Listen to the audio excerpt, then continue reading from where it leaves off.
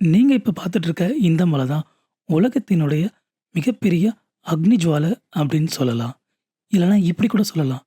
ஒரு மலை தீயாக எரிந்தது, ஒரு ஒளி உலகையே கவர்ந்தது. அந்த ஒளி இன்னும் உயிரோடு இருக்கிறது. அதுவே திருவண்ணாமலையில் இருக்கக்கூடிய அருணாச்சலேஸ்வரர் தான். நாம இன்னைக்கு திருவண்ணாமலையில இருக்கக்கூடிய அருணாச்சலேஸ்வரர் கோவில தான் சுத்தி பார்க்க போறோம்.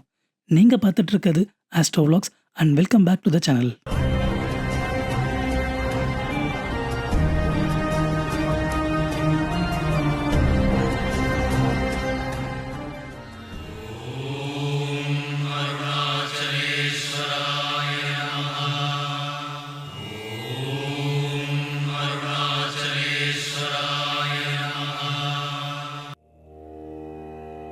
இந்த திருவண்ணாமலை கோவில் மொத்த சுற்றளவு பார்த்தீங்கன்னா 24 ஏக்கர். அதே மாதிரி 4 மிகப்பெரிய ராஜகோபுரங்களை கொண்டது இந்த திருவண்ணாமலை கோவில். அதில் கிழக்கு பக்கமாக இருக்கக்கூடிய ராஜகோபுரம் கிட்டத்தட்ட 217 அடி உயரம் கொண்டது. இந்த கோவிலையே மிகப்பெரிய ராஜகோபுரம் இந்த கிழக்கு கோபுரம் தான் சொல்கிறாங்க. அதே மாதிரி இந்த கோவிலை கட்டிய மன்னர்கள், அதாவது வெவ்வேறு காலத்தில் வெவ்வேறு மன்னர்களால் இந்த கோவில் புனரமைக்கப்பட்டிருக்கு. அதாவது பல்லவர்கள், சோழர், அதுக்கப்புறமா வரக்கூடிய நாயக்கர்கள், விஜயநகர பேரரசு. ஸோ இவர்கள் காலத்தில் இந்த திருவண்ணாமலை கோவில் மிகச்சிறப்பாகவே புனரமைக்கப்பட்டிருக்கு.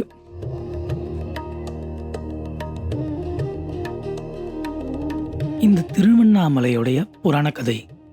ஒரு வாட்டி சிவபெருமானும் விஷ்ணுவும் பிரம்மதேவரும் இவங்களுக்குள்ள ஒரு விவாதம் நடக்குது. யார் இவங்க 3 பேர்ல மாபெரும் சக்தி அப்படின்னு. ஸோ இதை சோதிக்கிறதுக்காக சிவபெருமான் என்ன பண்ணுறாரு பார்த்தீங்கன்னா அக்னி கம்பமாக உருவெடுக்கிறாரு. இதில் பிரம்மதேவருக்கும் விஷ்ணுக்கும் ஒரு பரீட்சை வைக்கிறாரு. யார் சிவனுடைய அடியையும் முடியையும் போய் கண்டுபிடிக்கிறாங்க அப்படின்னு பார்க்கலான்ட்டுன்னு. ஸோ இதில் பிரம்மதேவர் அன்னப்பறவையாக மாறி அவருடைய முடியை தேடி மேலே போகிறாரு. அதே மாதிரி விஷ்ணு வராகமாக மாறி பூமியை நோக்கி அடியில் அவருடைய அடியை தேடி போகிறாரு. ஸோ இதில் விஷ்ணு அவருடைய அடியை கண்டுபிடிக்க முடியாதனால தோல்வியை ஒப்புக்கொண்டு மேலே வந்துடுறாரு. ஆனால் அதுக்கப்புறம் பிரம்மதேவர் என்ன பண்ணுறாரு பார்த்தீங்கன்னா மேலே இருக்கக்கூடிய தாழம்பூவை எடுத்துட்டு அங்கேருந்து என்ன சொல்கிறாரு, சிவபெருமானுடைய முடியை நான் கண்டுபிடிச்சிட்டேன் அப்படின்னு சொல்கிறாரு. ஸோ இதில் பிரம்மதேவர் பார்த்தீங்கன்னா பெரிய பொய் சொல்லிடுறாரு. இதை அறிஞ்ச சிவன் என்ன சொல்கிறாரு பார்த்தீங்கன்னா, பிரம்மதேவருக்கு ஒரு பெரிய சாபம் விட்டுடுறாரு. உனக்கு இந்த பூலோகத்தில் எங்கேயுமே உனக்கு ஆலய வழிபாடே நடக்காது அப்படின்னு சொல்லி அவருக்கு ஒரு பெரிய சாபம் கொடுத்துட்றாரு. அதே மாதிரி உன்னுடைய பூவை என்னுடைய பூஜைகளில் எங்கேயுமே வைக்க மாட்டாங்க அப்படின்னு சொல்லி ஒரு சாபமும் விட்டுடுறாரு. அந்த பூ தான் அந்த மேலிருந்து கீழே விழுந்த தாழம்பூ. அதே மாதிரி விஷ்ணுக்கு என்ன பண்ணுறாருன்னு பார்த்தீங்கன்னா விஷ்ணுக்கு அவருடைய ஆலயங்களில் எல்லா இடத்துலையும் வழிபாடு நடக்கும் அப்படின்னு ஒரு நல்ல ஒரு வரத்தையும் கொடுக்குறாரு.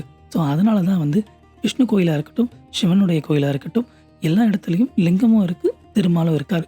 இதுதான் இந்த திருவண்ணாமலையுடைய புராண கதையாகும்.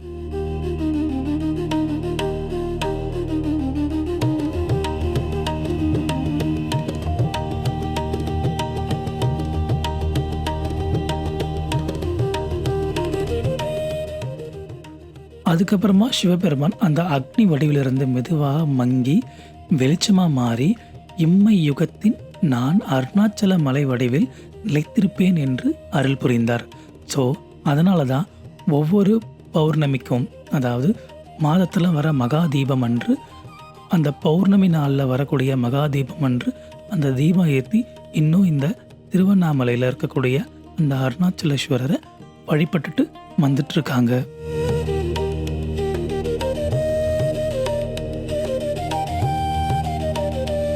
இப்போ நீங்கள் பார்த்துட்ருக்க இந்த காட்சி எல்லாமே கோவிலுடைய உட்புறமாகும்.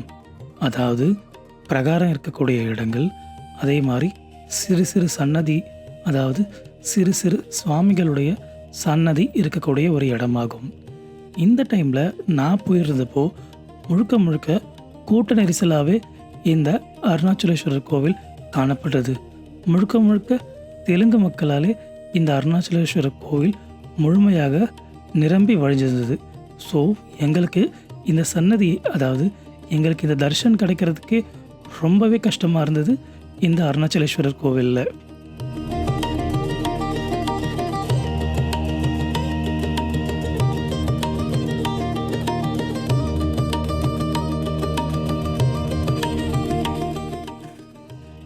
இந்த கோவிலுடைய கல்வெட்டுப்படி இங்கே இருக்கக்கூடிய அருணாச்சலேஸ்வரருக்கு பல பேர் இருந்திருக்கு. அதில் ஒரு சில பேர்கள் பார்த்தீங்கன்னா அருணாச்சல பெருமான், அண்ணாமலைநாதர், மலையப்பன், திருவண்ணாமலை உடையார், இப்படிப்பட்ட பெயர்களால் இந்த அருணாச்சலேஸ்வரர் இதற்கு முன்னாடி அழைக்கப்பட்டிருக்காரு.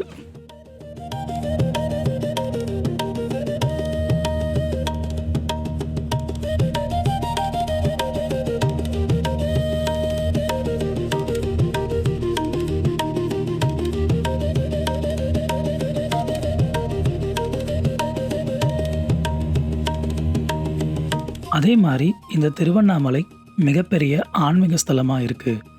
இந்த இடத்துல நிறைய அற்புதங்கள் நடந்திருக்கு. பல சித்தர்கள், பல ரிஷிகள் எல்லாருமே இந்த இடத்துல பெரிய தவம் புரிஞ்சிருந்திருக்காங்க.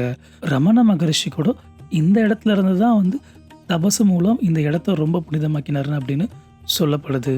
அதே மாதிரி இந்த திருவண்ணாமலை கோவிலுக்கு பக்தர்கள் மெயினாக வரதுக்கான ரீசன் என்னன்னு பார்த்தீங்கன்னா, இங்கே இருக்கக்கூடிய அந்த 14 கிலோமீட்டர் கிரிவலம். இந்த 16 கிலோமீட்டர் கிரிவலத்தை ஒவ்வொரு பௌர்ணமி அன்னைக்கும் இங்கே இருக்கக்கூடிய மக்களும் சரி, வெளியிலேருந்து வரக்கூடிய சிறிய மக்களும் சரி, மிக பக்தியோட அந்த 14 கிலோமீட்டர் கிரிவலத்தை சுற்றி இந்த கோவிலை முழுக்கமாக சுற்றி நிறைவேற்றுறாங்க.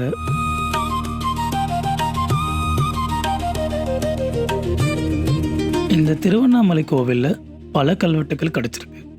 சுமார் 1200க்கும் மேற்பட்ட கல்வெட்டுக்கள் இந்த கோவிலில் கிடச்சிருக்கு.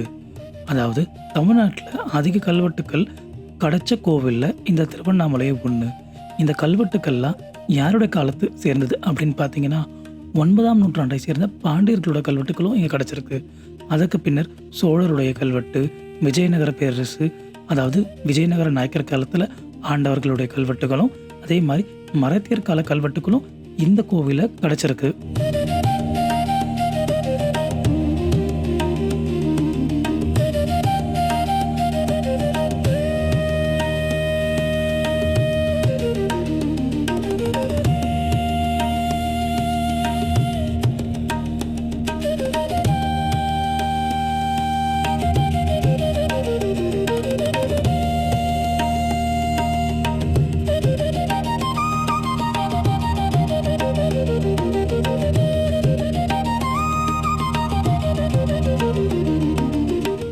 இந்த திருவண்ணாமலை கோவில் அப்படின்றது பார்த்தீங்கன்னா வெறும் கோவில் அல்ல, இது ஒரு உயிருள்ள தத்துவமாகும்.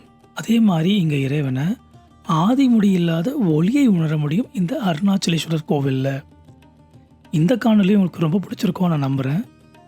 இந்த காணொலி உங்களுக்கு பிடிச்சிருந்தா லைக் பண்ணுங்கள், ஷேர் பண்ணுங்கள், மறக்காமல் சப்ஸ்கிரைப் பண்ணுங்கள்.